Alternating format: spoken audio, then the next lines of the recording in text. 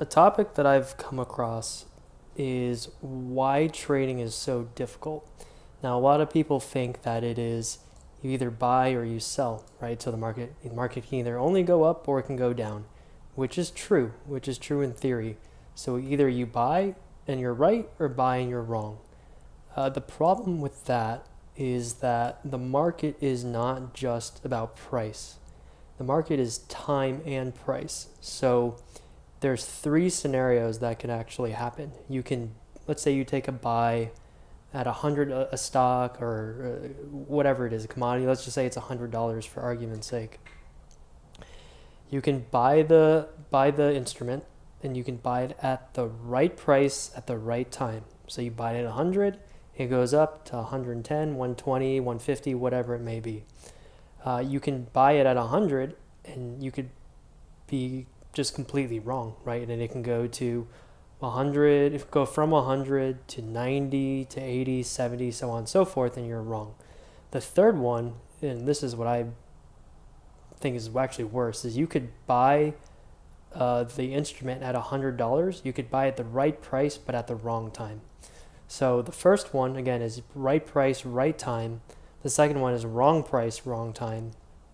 And the third one is the right price, but at the wrong time. So if you're buying it, and this is purely for trading, okay? There's nothing to do with investing or anything like that, because investing is much more long term. So sometimes the price, not always, but the price doesn't always, the timing doesn't always matter because you're looking at a much longer time horizon. But with trading, what you're trying to do is get it at the right price at the right time. So you could buy the stock, the currency, the commodity, the industry, whatever, at $100. It could go to, let's say you put your stop loss at 95, just for argument's sake again. And it can go from 100, it can hit 95, 94, 93, and then all of a sudden it can shoot up to, back up to 100, 105, 110, so on and so forth. So this happens all the time where you got in at the right price, but the wrong time. So in that scenario, 2 out of the 3 situations, you don't make money. So if you were taking just probabilities, there's a 66% chance you won't make money. There's a 33% chance you might make money, and depending on how much, because now other factors come into play where just because you're right temporarily, it doesn't mean you're right for the amount of time that you want to be right. Right? So you could buy it again at $100. Let's say it goes up to 101, 102, 3, 4, and you think you're right, and all of a sudden it comes back down.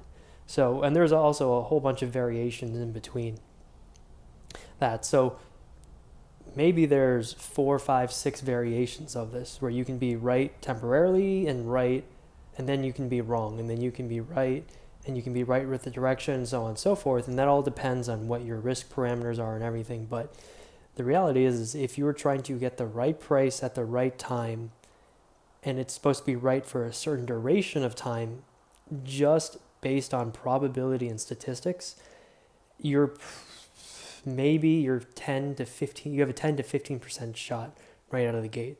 So when people say the market can only go up or down, that's true, but it is not, again, it doesn't factor in time.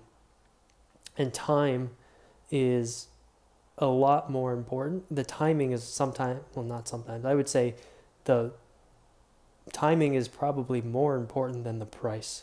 Because if you are right with direction, then, which is time, right? The direction is either going up or down, but you have to get it at the right time. If you're right with that, you have a much higher success rate. There's a much greater chance of success as opposed to just being right with the price. So, yeah, just wanted to give my 2 cents on that. So, cool.